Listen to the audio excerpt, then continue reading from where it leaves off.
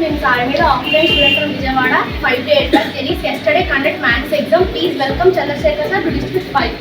Certificate who got?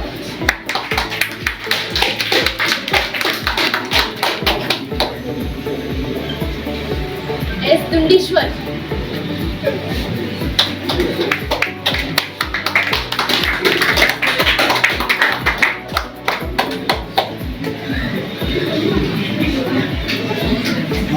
E. Balabhaskar.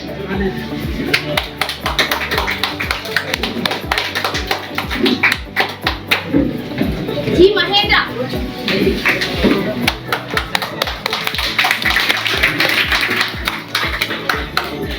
Vijayendra Verma.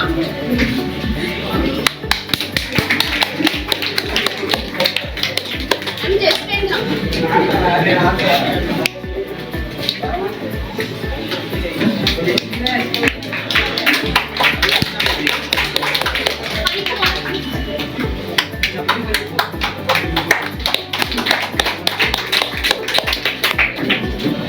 V. Sunita.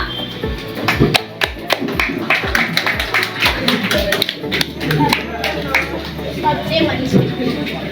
Only when we go for craft.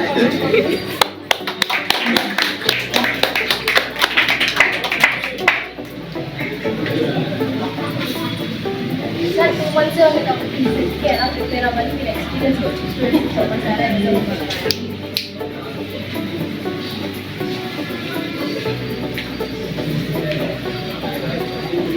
మనకి ఈ exams time 2 months కాబట్టి మన టైంని బట్టి మనం ఎలా చదవాలి ఏంటి అనేది ప్లాన్ చేసుకోవడం చాలా ఇంపార్టెంట్. అంటే 2 months కాబట్టి 2 months తగ్గట్టుగా ఏ విధంగా ప్లాన్ చేసుకోవాలి. మనం చివరి 15 days వదిలేసేయండి, మనం 45 daysకే ప్లాన్ చేసుకోవాలి. 15 days ఏంటంటే రివిజన్ చేసుకునేటట్టుగా ఉండాలి. 45 daysలో ఏ విధంగా మనం ప్రిపేర్ అవ్వాలి అనుకుంటే, మీరు ఏదైతే సబ్జెక్టు కొంచెం డల్గా ఉన్నాము అని అనిపించిందో అది ఎర్లీ మార్నింగ్ తీసి చేస్తాను ఆ సబ్జెక్టు. అయితే ఆ సబ్జెక్టు ఇప్పుడు suppose 5 to 6 early morning 5 to 6 లేకపోతే 6 to 7 నేను పుస్తకం చదువుతున్నాను అనుకోండి, ఈ 45 days అదే సబ్జెక్ట్ కంటిన్యూ చేయండి. అందులో చేస్తాను. తర్వాత ఏ సబ్జెక్ట్ అయితే మీకు డల్గా ఉందో అది ముందు ఫస్ట్ ప్రిఫరెన్స్ ఇచ్చి మిగిలినవన్నీ కూడా దానికి తగ్గట్టుగా టైం టేబుల్ 1 hour ఇది 1 hour ఇది 1 hour అలా రెగ్యులర్గా మీరు ఒకే టైంకి ఒకే పని చేస్తూ ఉంటారు. అంటే 6 to 7 పెట్టుకున్నారు అనుకోండి, సపోజ్ మ్యాథ్స్ 6 to 7 అన్నారు అనుకోండి, ఎవ్రీడే 6 to 7 మ్యాథ్సే చేస్తుంటారు. 7 to 8 వేరే సబ్జెక్ట్ ఏదో కేటాయించుకున్నారు, లేకపోతే 7 to 7:30 7:30 to 8 ఇలా టైం కేటాయించుకున్నారు కదా, ఆ సబ్జెక్ట్సే ఆ టైంలో ఆ సబ్జెక్ట్సే చదవండి. మీకు 6 to 7 మ్యాథ్స్ తీసారనుకో 6కి మీరు చదవకుండానే కొన్ని జ్ఞాపకం వచ్చేస్తుంటాయి ఫార్ములాస్ ఆ టైం లాగానే. దానిలో ఉన్న భావం జాగ్రత్తగా గుర్తుంచుకోండి. మనం 6కి ఎప్పుడు 6 to 7 అనగానే మ్యాథ్స్ తీస్తున్నాం అనుకోండి, మనం కొన్నాళ్ళు తీసి చదువుతున్న తర్వాత 6 అవగానే మీకు ఆటోమేటిక్గా ఫార్ములాస్ అని గుర్తుకొచ్చేస్తుంది. ఆ ఫెసిలిటీ ఉంది, ఆ ఆలోచన శక్తి పెరుగుతుంది. 6 to 7 అనగానే అంతకుముందు ఉన్నటువంటి చదివినవి కూడా మనం చదవకుండానే జ్ఞాపకం వచ్చేస్తూ ఉంటాం. ఆ టైంగా తీసుకొని టైం సెట్ చేసుకుని మార్నింగ్ టైం అయినా లేదా ఈవినింగ్ నైట్ టైం అయినా, కొన్నేమో ఉదయం కూడా సెట్ చేసుకోండి, కొన్నేమో నైట్ టైం తీసుకోండి.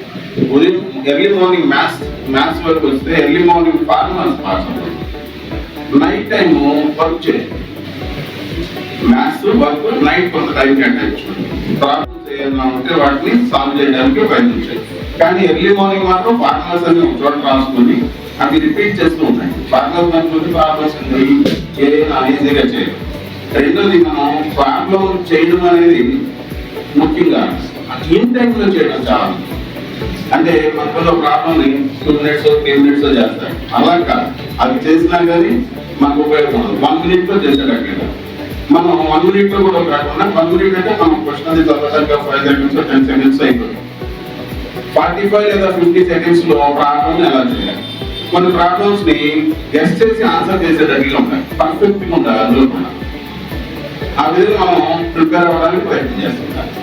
చేస్తే ఇలాంటి ఎంసెట్ ఎగ్జామ్స్ వచ్చి ఏదైనా సక్సెస్ అవుతుంది. మీరు రేపు ఇవి అయిపోయే జాబ్స్కి ఎస్ఎస్సీ ఇలాంటి స్టాఫ్ సంబంధించి ఏం చదివినా సరే మీరు ఇదే కంటిన్యూ చేస్తున్నారు. అంటే ఆ స్పీడ్ చాలా ఇంపార్టెంట్. అంటే టైం స్పాన్ అనమాట.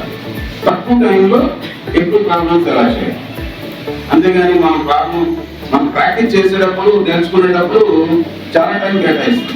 అదంతా అయిపోయిన తర్వాత మళ్ళీ అవే ప్రాబ్లమ్స్ ని రెండోసారి చేస్తే ఎంత టైం పట్టింది. సపోజ్ 50 ప్రాబ్లమ్స్ తీసుకున్నాం, మనకి ఎంత టైం పట్టింది, 1 hour పట్టింది అనుకోండి.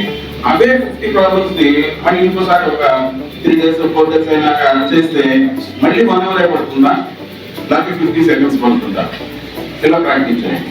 నెక్స్ట్ టైం ఇంకో 3 or 4 days అయినాక అవే 50 ప్రాబ్లమ్స్ మనం చేసామనుకో 30 seconds లో చేయగలుగుతున్నామా లేదా. అంటే ఏమవుతుంది, ఫస్ట్ సారి కన్నా సెకండ్ టైం తగ్గాలి, సెకండ్ టైం కన్నా థర్డ్ టైం ఇంకా టైం తగ్గుతుందా. ఈ విధంగా ప్రాక్టీస్ చేయండి. రెండోది, మీరు మ్యాథమెటిక్స్ చేసేటప్పుడు తప్పనిసరిగా క్యాల్కులస్ లో differentiation, integration, formulas, problems A to Z prepare అవ్వండి. మిగిలిన చాప్టర్స్ అన్ని ఈజీగా వస్తాయి క్యాల్కులస్ సంబంధించి. ఇంటిగ్రేషన్ ప్రిపేర్ అయితే డిఫరెంటియేషన్, ఇంటిగ్రేషన్ ప్రిపేర్ అయితే మనకి application of integration, application of differentiation, differential equations వీటిని మనం ఈజీగా సాల్వ్ చేయగలుగుతాం. తర్వాత ముఖ్యంగా ఈ సెట్ రాసే వాళ్ళకి మ్యాట్రిసెస్ లో ఎక్కువ మార్క్స్ వస్తాయి, వాటిని వదలదు. తర్వాత ట్రిగ్నోమెట్రీ మీరు ప్రాబ్లమ్స్, ముఖ్యంగా ఈ సెట్ రాసే వాళ్ళకి మ్యాట్రిసెస్ లో ఎక్కువ మార్క్స్ వస్తాయి, వాటిని వదలదు. తర్వాత ట్రిగ్నోమెట్రీ మీరు ప్రాబ్లం చూడగానే ఆన్సర్ చెప్పేటట్లుగా ప్రిపేర్, చాలా ఇంపార్టెంట్. ట్రిగ్నోమెట్రీని ఎట్టి పరిస్థితుల్లో వదలదు. చిన్న పదమైన పెద్దగా పెట్టుకోవడం తప్ప అలా ట్రిగ్నోమెట్రీని అలా చావు చెప్పకూడదు. అంటే A to Z ప్రిపేర్ అయిపోవాలన్నమాట. అంత పర్ఫెక్ట్ గా ఉండాలి ట్రిగ్నోమెట్రీ. ఉంటే మిగిలిన మ్యాథమెటిక్స్ ప్రాబ్లమ్స్ కానీ ఏదైనా సరే చాలా ఈజీగా చేయగలుగుతారు. వీటికి సంబంధించి ట్రిగ్నోమెట్రీ. తర్వాత మ్యాట్రిసెస్ జాగ్రత్త. ఈ క్యాల్కులస్ వచ్చేసరికి డిఫరెంటియేషన్, ఇంటిగ్రేషన్ 100% ప్రిపేర్ అయిపోవాలి. తర్వాత మిగిలిన ప్రాబ్లమ్స్ అని ఈజీగా వస్తాయి. మళ్ళా మీరు టైం 45 days పెట్టుకోండి. 45 days పెట్టుకొని morning 4 subjects, evening 4 subjects. Mathematics లో మార్నింగ్ టైం ఏ టైం అని కేటాయించుకోండి. ఫార్ములాస్ ముందు ఫార్ములాస్ చదువుకొని ఎర్లీ మార్నింగ్, ఈవినింగ్ టైంలో ప్రాక్టీస్ చేయాల్సిన ప్రాబ్లమ్స్ కొన్ని ఉంటాయి. కొన్ని ప్రాబ్లమ్స్ రాలేదనుకుంటాం, ఫ్రెండ్ని అడగదు, మీరు ప్రయత్నించండి. అప్పటికి కూడా రాకపోతే అప్పుడు అడగండి. అసలు ప్రయత్నం చేయకుండా చూస్తారు కదా, ఇదేం రాలేదు నాకు పక్కన వెంటనే అడగదు. అప్పుడు మీకు ఆలోచన శక్తి ఎలా జరుగుతుంది అందువల్ల మీరు కొంచెం ట్రై చేయండి. అప్పటికి కూడా రాకపోతే ఫ్రెండ్ లేకపోతే ఇక్కడ క్లాస్లోనూ అడిగి చెప్పించుకోండి. ఓకేనా? ఈ విధంగా మీరు ప్రిపేర్ అవ్వడానికి ప్రయత్నించండి. మీరు 45 days ప్రోగ్రామ్ గా పెట్టుకొని ప్రిపేర్ అవ్వాలి. ఓకే, కొన్ని మీరు క్వశ్చన్ చూడగానే ప్రాబ్లమ్స్ ఎలా అటెంప్ట్ చేయాలని నేను చేసేటప్పుడే చెప్తాను. Formulas main. నేను మీకు అందుకే ఫార్ములాస్ ఎర్లీ మార్నింగ్ ముందు ఫార్ములాస్ చదవాలి. ఫార్ములాస్ చదివిన తర్వాత మనకి ఏకాగ్రత చాలా ఇంపార్టెంట్. ఏకాగ్రత చాలా ఇంపార్టెంట్. అది దాన్ని మనం జ్ఞానం అనుకోండి, వేరే ఏదన్నా అనుకోండి. ఏకాగ్రత అంటే ఏంటంటే ఇప్పుడు మనం ప్రాబ్లం చేస్తాము, చదువుగానే మనకు ఆ ఫార్ములా ఏమి గుర్తు రావాలి. ఫార్ములా మనకు తగిన ప్రాక్టీస్ చేయాల్సి వస్తుంది. ప్రాబ్లం చేయగానే చదవగానే దానికి ఫార్ములా పలానా, దీన్ని ఇలా చేస్తే ఎలా అవుతుందని నేను మీకు ఎక్స్ప్లెయిన్ చేస్తాను. కొన్ని ప్రాబ్లమ్స్ కొన్ని వివరణగా ఇస్తున్నాను, మళ్ళీ ఆ వివరణ రాయొద్దు అని చెప్పేసి ఓవరాల్ గా దీని ఆన్సర్ ఎలా వస్తుంది, ఎలా చేయాలని మీకు ప్రాక్టీస్ చేయిస్తున్నాను. చూసారా, ఆ విధానాన్ని అనుసరించాడు. అందుకే నేను మీకు పర్టికులర్ గా ప్రాబ్లం రాయగానే చేయడం ఎలా చేస్తాము, ఊరి నుంచి ఎలా చెప్తాము, మనసులో అనుకోవడం ఏ విధంగా చేయాలి అనేది చెప్పడం మీకు జరుగుతూ ఉన్నాయి. ఆ సిస్టమ్ ఫాలో ఎప్పుడు కూడా ప్రతి ప్రాబ్లం పేపర్ మీద మనం అనుకున్నదంతా పేపర్ మీద పెట్టాలి. సపోజ్ ఏదైనా ఫస్ట్ స్టెప్ రాసి సెకండ్ స్టెప్ గెస్ట్ చేయండి, థర్డ్ స్టెప్ గెస్ట్ చేయండి. థర్డ్ స్టెప్ గెస్ట్ చేసినప్పుడు సెకండ్ స్టెప్ మీకు కళ్ళ ముందు కనిపిస్తా ఉన్నారు. రాయడం అక్కడ మనం రాయకపోయినా మన కళ్ళ ముందు సెకండ్ స్టెప్ కనిపిస్తుంది. దాన్ని బేస్ చేసుకుని థర్డ్ బేస్ చేసుకొని ఫోర్త్ స్టెప్ దగ్గర ఆన్సర్ వచ్చేసేటట్టుగా చూసుకోవాలి.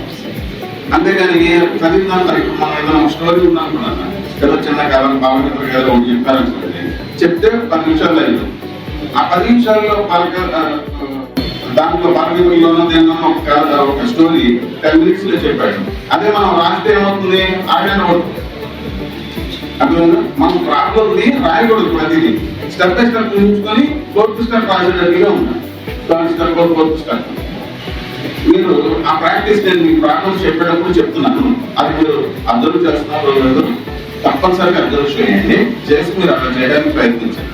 అప్పుడు మనం 30 seconds లో కొన్ని ప్రాబ్లమ్స్ అయితే ప్రాబ్లం చూడగానే డైరెక్ట్ ఆన్సర్ చెప్పేయగలుగుతాం. దీని ఆన్సర్ ఎంత అని చెప్పచ్చు. ఓకేనా? అవి టిప్స్ అన్నమాట. ఆ టిప్స్ నేను ప్రాబ్లం చెప్పేటప్పుడు చెప్తున్నాను. ఆ టిప్స్ ని ఎవరు క్యాచ్ చేస్తున్నారో తెలియదు. అందరూ క్యాచ్ చేయడానికి ప్రయత్నించండి. అంతేకాకుండా ప్రతి ఒక్కరు ఏకాగ్రతగా చదవండి. మనం లెసన్ చెప్పేటప్పుడు ఏంటంటే ఆడుతూ పాడుతూ పని చేస్తే అలసట తెలియదు. కానీ మాట్లాడుతూ ఆకలితో మాట్లాడుకుంటూ అది జ్ఞాపకం చేసుకుంటూ చదివితే ఏ చదువుగా గుర్తుపెట్టుకోండి రాదు, వచ్చినట్టు ఉంటుంది అంతే. కాబట్టి మీరు సఫర్ ఇవాళ క్లాసులు వెళ్ళారంటే 1 hour ఏమేమి క్లాస్ మీరు ఇంటికి వెళ్ళిపోయిన తర్వాత అంతా అయిపోయినట్టు పడుకున్నప్పుడు చెప్పిన ఒక 10 sums 15 sums చెప్పాను కదా, ఫస్ట్ సమ్ ఏంటి సెకండ్ సమ్ ఏంటి జ్ఞాపకం చేసుకుని చూద్దాం. ఆ 15 sums జ్ఞాపకం వస్తున్నాయా లేదా, ఎందుకు అట్లా అంటే ఏకాగ్రతగా ఇవ్వలేదనే ఇలాంటి పొరపాటు అందరూ దాదాపు ఎక్కువ మంది 90% చేస్తూ ఉంటారు. దాన్ని తగ్గించుకుంటారు. 15 ప్రాబ్లమ్స్ చెప్పారనుకోండి, ఇంటికి వెళ్ళిన తర్వాత ఎన్ని జ్ఞాపకం వస్తున్నాయి, 5 వస్తున్నాయా 6 వస్తున్నాయా లేదు 15 ప్రాబ్లమ్స్ జ్ఞాపకం వస్తున్నాయి. 15 ప్రాబ్లమ్స్ జ్ఞాపకం వస్తున్నాయంటే మీకు ఏకాగ్రత ప్రమాణం తిరుగుతుంది. ఎంతవరకు ఉంది అనేది అది మీ కెపాసిటీ మీద ఆధారపడుతుంది, మీ ఆలోచన శక్తి మీద, మీరు విన్న దాని మీద డిపెండ్ అయిపోతుంది. ఇదంతా డీప్ గా ఆలోచించి చేయాల్సిన పని. ఎలా చదువుకోవాలి ఏంటి అనేది మీరు మనసులో ఒకసారి సంకల్పం చేసుకున్నారు అనుకోండి, తప్పనిసరిగా సక్సెస్ అవుతుంది. అది చేసుకోకపోతే దానికి తగ్గట్టుగానే రిజల్ట్ ఉంటాయి. గుర్తుపెట్టుకోండి, మనం ఎంతైతే సంకల్పం చేసుకుని దాన్ని ప్రాక్టీస్ చేయడానికి ప్రయత్నం చేసుకుంటామో దాని ప్రకారంగానే మనకు రిజల్ట్స్ ఉంటాయి. అందరూ బాగా చదువుకొని ఒక ప్లాన్ గా చేసుకొని చేస్తాను. Thank you sir.